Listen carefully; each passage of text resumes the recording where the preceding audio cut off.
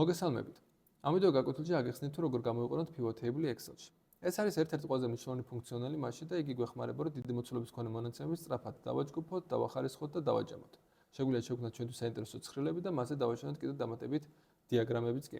ამას ცოტა ხანში ვნახავთ, მაგრამ ჯერ გავეცნოთ ცხრილს. ეს არის ვიზიტები კლინიკაში, კონკრეტულ კლინიკაში, კონკრეტული ვიზიტის ტიპით, დაყოვნებით დეპარტამენტში და რა დიაგნოზე რა სერვისი ჩატარდა ვიცით და ასევე ვიცით შემოსავალი ამ კონკრეტულ ვიზიტზე. ეხლა დავუშვათ სურს სწრაფად ვნახოთ კლინიკების და მიხედვით ჯამური შემოსავალი.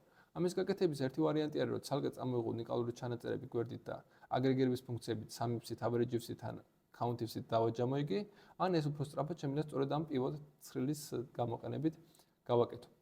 როგორ მოვიქცეთ? დავდგეთ ცხრილის ნებისმიერ უჯრაზე, სულ ერთი არის, ან შეგვიძლია წინასწარ მოვნიშნოთ, თუმცა იმ საილუსტრაციოდ რო არ არის ამის ამსრულებლობა უჯრაზე დავდგებით და მივმართოთ insert ribbon-ზე. პირველ პანელს ეს არის pivot table. ნახავთ აქ ჩამოსაშლელიც აქვს, მაგრამ ძირითადად default ისედაც ცხრილიდან წამოღება არის, თუმცა მაინც ხაზგასასმელად შესაძლებელია მონაცემი წამოღებული იქნას დატაბაზიდან, მაგალითად სერვერიდან, ან თუნდაც Power BI რეპორტიდან და შესაძლებელია ანალიტიკა Excel-ის მიღმა მონაცემზეც მოხერხდეს. თუმცა ამ შემთხვევაში მუშაობთ Excel-ში და ავირჩიოთ პირველი ეს არის from table and range. აქ დროპი იმიტომ არის ხაზი, რადგან სულ ერთი არის მონაცემი იქნება დინამიური ცხრილის ფორმატში, თუ იქნება უბრალოდ მონაცემთა დიაპაზონის სახით. ამ შემთხვევაში ეს არის მეორე მონაცემთა დიაპაზონი. ცხრილად გარდაქმნა ეს არის insert ribbon-ზევე table-ად ქცევა, ამას თავისი ბენეფიტები აქვს, ეს ცალკე ვიდეოში შეგვიძლია ვნახოთ, თუმცა სულ ერთია იმ კუთხით, რომ ამ მონაცემის ფიქსირებული მონაცემის წამოღება თუ სურს, შეგვიძლია პირდაპირ range-დანაც გამოვიძახოთ. ხო, შემეკითხება არის ეს hospital visits-ის B12-დან B2023-მდე დიაპაზონი. სწორედ აქ იქნება პრობლემა, თუ მე სამომავლოდ მონაცემებს დავამატებ და ეს 2023-ზე კი არ მორჩება ეს ცხრილი, არამედ დაემატება 3000-მდე და 4000-მდე, პივოტი ავტომატურად ვერ წაიღებს განსხვავებით დინამიური ცხრილისგან. ამას ცოტა ხანში ვნახავთ მსგავს მაგალითსაც. შემდეგ რასაც მეკითხება არის ახალ გვერდზე წაიღოს თუ არა ეს პივოტ ცხრილი, თუ დატოვოს ამ მიმდინარე გვერდზე, შედეგად კი შემეკითხება რომელ უჯრაში. შემიძლია აქვე სადმე დავდგე და იქ გამოჩნდეს, თუმცა მოდი სიმარტივისთვის გამოვიძახოთ იგი ახალ გვერდზე. მესამე პარამეტრი ეს data model ამას მოგვიანებით გეტყვით, თუმცა ამ შემთხვევაში ეს სრულად საკმარისია რაც მოვნიშნეთ, დავაკლიკოთ OK-ს. კარგით. ახალი გვერდი შეიქმნება sheet 1, გამოჩნდება ეს პატარა ბოქსი და რომელზეც ვდგავართ, გამოგვიჩნდება შესატყვისი რიბონიც, რომელიც სტანდარტულად სხვა ნებისმიერ ცარიულ უჯრაზე რო ვდგავართ, Excel-ში ესე სტანდარტულად არ ჩანს, თუ შესაბამის ფუნქციონალზე არ დავდგებით. აი pivot table-ის რიბონებიც გამოჩნდა. ასევე უნდა გამოჩნდეს field-ი. Field-ი თუ არ ჩანს, მისი ჩართვა გამართვა შესაძლებელია pivot table analysis ribbon-ზე show პანელში, show სექციაში არის პირველივე, თუ უბრალოდ შექმნით pivot-ი და არ გამოჩნდა რატომღაც შეგიძლიათ აი აქედან ჩართოთ იგი. როგორ გამოჩნდეს ეს უკვე შეიძლება სხვადასხვანაირად იყოს თქვენთან, აი აქ არის setting-ი, თუ დააკლიკავთ მათ, სტანდარტულად დიდი ალბათობით უნდა გამოჩნდეს ასეთ ფორმატში, თუმცა ეს ცვალებადი არის. როდესაც ბევრი სვეტი გაქვთ, შეიძლება გერჩინოთ, რომ მეორე, ამ შემთხვევაში ჩემთან საწყის ფორმატი გამოიყენოთ. თუმცა მე დავტოვებ სტანდარტულზე და ასე ვიმუშაოთ. ეხლა რა ხდება აქ? როდესაც ვდგავარ ამ ბოქსზე, საშუალება მაქვს რომ ავირჩიო რომელი სვეტი მინდა გამოისახოს. მოდი წარმოვიდგინოთ სიტუაცია, სადაც უბრალოდ მინდა სწრაფად ვნახოთ ჯამი კლინიკების და მიხედვით. კლინიკები მინდა რომ მწკრივებად გაიშლოს. ამ შემთხვევაში მოდი ვნახოთ რა არჩევანი გვაქვს, ეს არის 4 პანელი, ფილტრაციის, მწკრივების, სვეტების და მნიშვნელობების. რადგან ვიცი რომ ჰოსპიტალზეა საუბარი, მოდი მოვკიდებ ხელს ამ ჰოსპიტალს, ან პირდაპირ აქედანვე დავაკლიკავ მას. და იგი ავტომატურად ჩავარდება მწკრივებში და ავტომატურად ეს ბოქსი რაც წეგან ცარიელი იყო, ეხლა შეივსება ამ კლინიკების ჩამონათვალით. ხო, მე მინდოდა revenue, ხო, მე ნახა ჯამი კლინიკების და მიხედვის. მოვკიდებ ხელს revenue-ს, ან დავაკლიკავ, მე ხა მნიშვნელობა და მიხვდება სად გავუშვას, ჩავარდება თავისით value-ებში. და ისიც ერთი შეხვედრით სწრაფად შემიძლია ვნახო, რომელ ჰოსპიტალში რამდენი იყო შემოსავალი. თუ მაინტერესებს ასევე ვნახო კლინიკების ჭრილში დამატებით დეპარტამენტის დონეზე გადანაწილება. შემიძლია მოვკიდო ხელი დეპარტამენტს და ჩავაგდო იგი row-ში მწკრივებში, თუნდაც ამ შემთხვევაში უფრო ლოგიკურია ჩავაგდო კლინიკის ქვემოთ, რადგან გახდეს ქვეჯგუფი ამ არსებული ინფორმაციის. და ახლა ვხედავ, რომ კლინიკა ჯანში იყო ჯამურად 670,750 ლარი შემოსავალი, მაგრამ გადანაწილება დეპარტამენტების და მიხედვით იყო შემდეგნაირი. ამასაც ვხედავთ. კარგით. დავუშვათ მაინტერესებს ფორმატის ცვლილება. ამ შემთხვევაში ვხედავთ, რომ ეს არის კომპაქტური ფორმატი, კლინიკები და დეპარტამენტები არის ერთ სვეტში გაშლილი, ასვეტში. როგორ ხდება ფილტრაცია? მოდი ვნახოთ. თუ დავდგები ფილტრაციის ღილაკზე, ნახავ, რომ აქ ამ შემთხვევაში მოინიშნა კლინიკა, რადგან ეს არის ზედა ჯგუფი, თუმცა თუ მინდა რომ არა თუ კლინიკა, არამედ დეპარტამენტი გავფილტრო, ნახეთ აქ 100 არჩევი მემატება. თუ ჩამოვშლით და აქ ორი ქვეჯგუფი ან ჰოსპიტალი არის და ერთი ქვეჯგუფი პროსტურად დეპარტამენტი, თუ იქნებოდა კიდე ქვეჯგუფი და ქვეჯგუფი, მაგის არჩევასაც შევძლებთ. ამ შემთხვევაში დავკლიკავ დეპარტამენტს და ვხედავ, რომ ფილტრაციის საშუალება შემეცვლება დეპარტამენტს. აქ რო დავტოვო მარტო ერთი, მაგალითად ნევროლოგია. და ოქეს დავაწვე. 4-ვე კლინიკაზე დარჩება მხოლოდ ეს აღნიშნული დეპარტამენტი. კაი, ფილტრაცია შეგვიძლია მოხსნათ. ფილტრაციის მოხსნა ამ შემთხვევაში თავიდან მიგმართა დეპარტამენტზე მოხსნათ ფილტრი. თუმცა შესაძლებელია data ribbon-ზე დავდგეთ და აქედან ნავირჩიოთ clear. ეს გონი გავიგეთ. ეხლა კიდე რა შეგვიძლია რა შევცვალოთ. მოდი ცხრილის ფორმატში გამოვსახოთ იგი. დავდგეთ დიზაინზე და შევხედოთ აბა რა არჩევანი გვაქვს. ნუ ერთი ის რომ შეგვიძლია სწრაფად შევცვალოთ დიზაინი, ფერები, ან საერთოდ გავაქროთ იგი. ან უფრო საინტერესო მოდი ვნახოთ როგორ გამოჩნდეს ეს ცხრილი მაგას შევხედოთ. ერთი ის რომ საბტოტალი ამ შემთხვევაში არის ჯგუფის და მიხედვით ჯამი, ანუ დეპარტამენტები ცალკე ჯამდება, მაგრამ აჯამებული არის კლინიკაზე. თუ გვინდა რომ გავაქროთ ეს საბტოტალი და არ გვაინტერესებს კლინიკის ჯამი, როცა ჩაშლად უყურებ, შემიძლია დავდგე საბტოტალზე და აქ ვუთხრა რომ არ გამოაჩინოს საბტოტალები. ან გამოაჩინოს ქვეჯგუფებზე, ან მარტო ზეჯგუფებზე. მოდი გავაქროთ იგი. დარჩება მარტო დეპარტამენტები. ეს ქვემოთ რასაც ხედავთ, ამას ქვია grand total. Grand total-იც აქ ნახეთ, ცალკე არის წარმოდგენილი და არჩევანი გვაქვს რომ გამოვთოთ როგორც მწკრივებისთვის და სვეტებისთვის და ამ შემთხვევაში მარტო სვეტი გვაქვს დაჯამებული, რადგან მწკრივები არ არის რამე სივრცეში გაშლილი რომ დაჯამდეს, შემიძლია პირდაპირ უთხრა რომ გამოერთოს ორივესთვის და დავრჩებით მარტო ცარიელ მონაცემებზე. კარგით, აქვე არის report layout-ი. აი წეგა რაც თქვი, კომპაქტური არ მინდოდა და მინდოდა ცხრილის ფორმატი ქონოდა, სწორედ აქედან ხდება მისი ცვლილება. თუ ჩამოვშლით მას, ეს არის კომპაქტური დეფოლტი, რაც თავიდან იქნება, თუმცა tabular ფორმატში ხედავთ, რომ ცალკე სვეტი განეკუთვნება ცალკე პირობას, ხო? კლინიკები დარჩება ასვეტში, ბესვეტში დარჩება დეპარტამენტი. ამრიგად უკვე ფილტრაციისას აღარ მექნება ეს წინა შეზღუდვა, რომ ამერჩია რომელი მონაცემის გაფუტრა მსურდა. უკვე ცალკე სვეტში, ამიტომ ამაზე თავის შეწუხება არ მიწევს. აქ ასევე თუ ეს ბლენკები არ გვინდა რომ იყოს და გსურს რომ ეს კლინიკა მეორდებოდეს, სანამ არ იცვლება, დიზაინზე ნახეთ, report layout-ში აქ სადაც tabular ფორმატი გავირჩიეთ, აქვე არის ასარჩევი repeat all item labels, რაც საშუალებას მოგცემს, რომ ნამდვილ ცხრილს დავამსგავსოთ იგი და უფრო ალბათ წაკითხვადიც გახდეს, არიან ადამიანები და ბევრი მათგანი, ბევრი ადამიანი სწორედ ასე ურჩევნიათ მონაცემის გამოსახვა.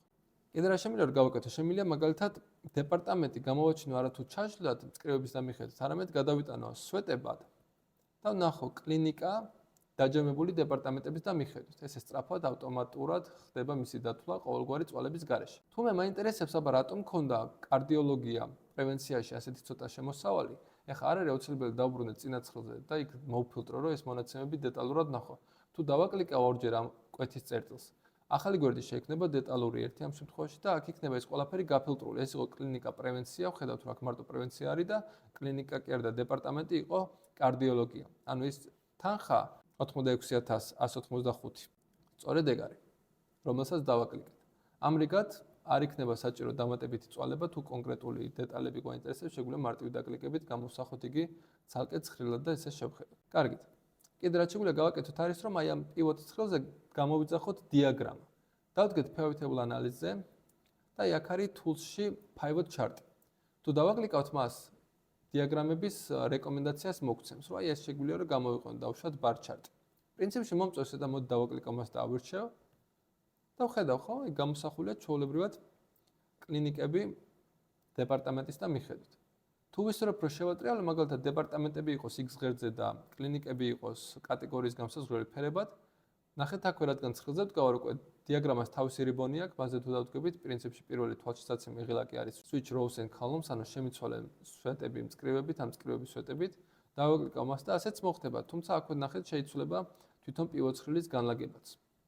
რეალურად პივოტ ცხრილის ცვლილება განსაზღვროს მერე დიაგრამას. თუ უკმაყოფილო ვარ შედეგით, შემიძლია თავისუფლად დავუბრუნო უკან, დავდგე დიზაინზე და კვლავ დავაჭირო switch rows and columns. ესეც გონი გავიგეთ. გავასუფთავოთ, დავტოვოთ მარტო revenue და service name-ით ჩავაგდოთ მწკრივებში. ნახავთ ასე წამებში გამოისახება იგი. პირველ რიგში რაც მინდა სწრაფად გავაკეთო აღქმადობისთვის, მინდა რომ დაისორტოს revenue კლებადობით.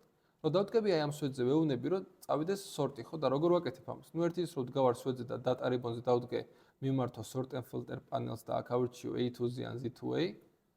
ან მაუსის მარჯვენა კლიკით იმ კონკრეტულ სვეტზე გამოაჩენს მთელ რიგ პარამეტრებს, აქედან ერთ-ერთი იქნება სორტი და აქედან შესაძლებელი იქნება ანალოგიური განხორციელება. მოდი დავუმატოთ კიდევ ერთხელ revenue-ს სვეტი და სხვანაირად გამოვსახოთ იგი. ავიღოთ და დავამატოთ, აქ სულ ერთია, ერთი და იგივე სვეტი, შეგიძლიათ მრავალჯერ დავამატოთ, თუმცა როგორ დათვალოთ, ეს თქვენი არჩევანი არის. აქ არჩევანში გულისხმობა შეგიძლიათ მაუსის მარჯვენა კლიკით. აქ ავირჩიოთ summarize values by. Summarize values by გვეხმარება, რომ გამოსახოთ იგი არათუ ჯამის სახით, არამედ იქნებ ჯობია, რომ average იყოს ცალკე სვეტი მეტი აქმადობისთვის, ხო? ანუ კი აქ ყველაზე შემოსავლიანი, მაგრამ იდეაში საშუალო შემოსავალიც, ანუ ერთი სერვისი კონკრეტული ისედაც ძვირი ღირს და აქედან შესაძლებელი ხდება მე ამ ყველაფრის დაანგარიშება უკეთესი რაკურსით. მოდი კიდევ ერთხელ დავამატოთ revenue.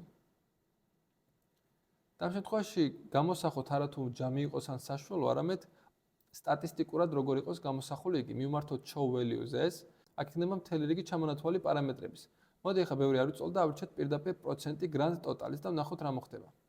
ეხლა რაც მოხდა არის, რომ აი ეს შემოსავალი რაც აქ არის რეალურად 1,411,405 პროცენტულად შემდეგნაირად გადადაწილდება, ხო? ნუ რა თქმა უნდა, ყველაზე დიდი წილი, ყველაზე დიდი შემოსავალს მაქვს, მაგრამ ეს პროპორციაც ხანდახან საინტერესოა, რამდენი სერვისი შეადგენს შემოსავლის 50%-ზე მეტს, მაგალითად, პირველი 5 სერვისი ფარავს შემოსავლების 50%-ს, ხო? აქ სათაურის შეცვლა თუ მოგვინდება, მაგალითად, average revenue 2 კი არ იყოს, არამედ average revenue. ორჯერ თუ დავაკლიკავთ მას, გაიხსნება ასეთი ფანჯარა.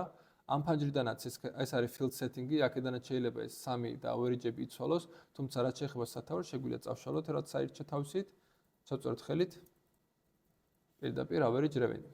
აქვე შეიძლება და არა მარტო 3 ან average-ის არჩევა, გვერდით იყო ტაბი, show values ეს, რაც წეღან ავირჩიეთ, შემდეგი სვეტის შემთხვევაში იყო grand total-ი. აქ უბრალოდ no calculation-ი არჩეული, თუმცა როგდომოდა აქედანაც შეიძლებოდა აღნიშნული ცვლილება. დავჭეროთ OK-ს. კიდევ ერთი საინტერესო დეტალი, რაც გააჩნია pivot table-ს არის ფილტრი. ნახეთ, აი აქ არის ცალკე პანელი, რომელიც ჯერჯერობით არ გამოგვიყენებია და მოდით დავფიქრდეთ, რა გვსურს რომ იყოს ფილტრაციის გამსაზღვრელი. მოდი ავირჩიოთ პრინციპში დეპარტამენტი. ჩავაგდოთ დეპარტამენტი ფილტრში და ვხედავთ, ხო, ახალი ხაზი გამოჩნდა და სადაც არის აქ drop down ღილაკი, ას არჩევათ, ხო? დავშოთ, მაინტერესებს მხოლოდ კარდიოლოგია. დავაკლიკავ OK-ს დავაწვევი და გაიფილტრება იგი. თუ რამდენიმეს მონიშნო მინდა, აი აქ არის select multiple-ი, ავირჩევ კარდიოლოგიას და ავირჩევ ორთოპედიას და ასეც მოხდება. თუმცა, ბევრად უფრო მოკლე და კომფორტული ხელსაწყო იქნება slicer-ი. Slicer-ი შეგვიძლია გამოიძახოთ pivot table ანალიზზე. აი აქ არის ფილტრაციის სექცია. თუ ავირჩევთ პირველს, ნახეთ, შეგვეკითხება ამ პივოტზე, აი ეს სვეტებია, რომელი გინდა რომ გაიფილტროს, ან რომლის მიხედვით გსურს რომ გაიფილტროს. აქ ავირჩევ დეპარტამენტს. დავაწვევი OK-ს. და სანმე გვერდზე გამოვსახო მას, ალტღილაკის დახმარებით შემიძლია უფრო პროპორციული გადანაწილება რომ კიდეებში ჩაჯდეს. ხო, აქ უკვე 3 იყო გაფილტრული, რომელიმე ერთზე დავდგები, გაიფილტრება მარტო კარდიოლოგია. ფილტრაციის მოხსნა აქვე არის. შემიძლია ეს resize-ი გავუკეთო, ან სულაც გავშალო იგი სვეტება. ნახეთ, slicer-ს უკვე საკუთარი რიბონი აქვს, slicer-ი. მასზე რომ დადგებით, ერთი ის რომ ფერები შეგიძლიათ დაამთხოთ პივოტის ცხრილს, აქვე არის მთავარი სექცია, ეს არის კოლონების, ანუ სვეტების განსაზღვრა. სტანდარტულად სულ რომ 50 უნიკალური ჩანაწერი იყოს იმ პარამეტრების სვეტში, ყოველას გაჩნდეს ერთ სვეტად. ამიტომ მოდი აქ შევწეროთ არა თუ ერთ სვეტზე გაშალოს, არამედ ბარემ 3 მონაცემია და გადადაწილდეს შესაბამისად. აი ესე. და ამრიგად ახლა რომელზეც დავდგები, შესაბამისი გაიფილტრება. თუ არ მსურს რომ ყოველ ახალ ფილტრაციაზე იგი იცვლიდეს, ასე ვთქვათ, ზომის შეცვლა ხდებოდეს, რადგან ნახეთ, აქ განისაზღვრება 100 სვეტის სიგრძე ყველაზე მეტი სიმბოლოს მქონე მონაცემით. აქ თუ დავშალოთ ნაკლებია, მოერგება შესაბამისს, მაგრამ არ მინდა ყოველ ახალ რეფრენსზე, ასე ვთქვათ, მიმოიცვლებოდეს მდებარეობა. ამისათვის უნდა დააკლიკოთ pivot ცხრილს მაუსის მარჯვენა ღილაკით, აირჩიოთ pivot table options-ი და ამ ფანჯარაში ნახეთ, მოკლიკული იქნება default-ად auto fit column width on update. ამიტომ ავტომატურად რო არ იცვლებოდეს სვეტის ზომა, ამას მონიშნოს გავუქრობ და OK-ს დავაწევ. ამრიგად უკვე ახალ ფილტრაციებზე დარჩება ისე როგორც იყო აქამდე, ხო? წინასწარ განსაზღვრული, მე თუ მენუალურად შევცვლი და ემორჩილება მას, ანუ რაღაც პარამეტრების ცვლილება და გადათვლა, გადმოთვლა აღარ იქნება ფაქტორი მონაცემების, ასე ვთქვათ, ზომის ცვლილებისა. კარგით, დავუშვათ მინდა მონიშნო არ თუ ერთი, არამედ 2 მონაცემი, ხო? ეხლა როგორც ხედავ, რომელსაც ვაკლიკებ, მარტო ის ნიშნება. აი აქ არის არჩევადი, რომ multiple ან რამდენიმე მოინიშნოს, ან ალბათ უფრო კომფორტული იქნება ერთი მონიშნო და მე კონტროლი და მეორე მონიშნოთ, ასეც შესაძლებელია მრავლობითი სელექტი. აქვე შეგვიძლია საილუსტრაციოდ ეს დეპარტამენტი, რასაც მე ფილტრაციისთვის ვიყენებ, ჩავაგდო და service name-ის ზემოთ გამსაზღვრა და წეღან რადგან მოვარგეთ tabular format-ს იგივენაირზე აისახება, რადგან სვეტებზე მქონდა გამორთული refresh-ი ავტომატურად ეხა მენუალურად მომიწია ჩარვა, თუმცა ეს ერთჯერადი არის, ახალ ფილტრაციებზე იგივენაირად ზომას აღარ შეიცვლის. კარგი, ძირითადი ნაწილი პივოტებთან დაკავშირებით ეს იყო. მადლობა ყურადღებისთვის. ნახვამდის.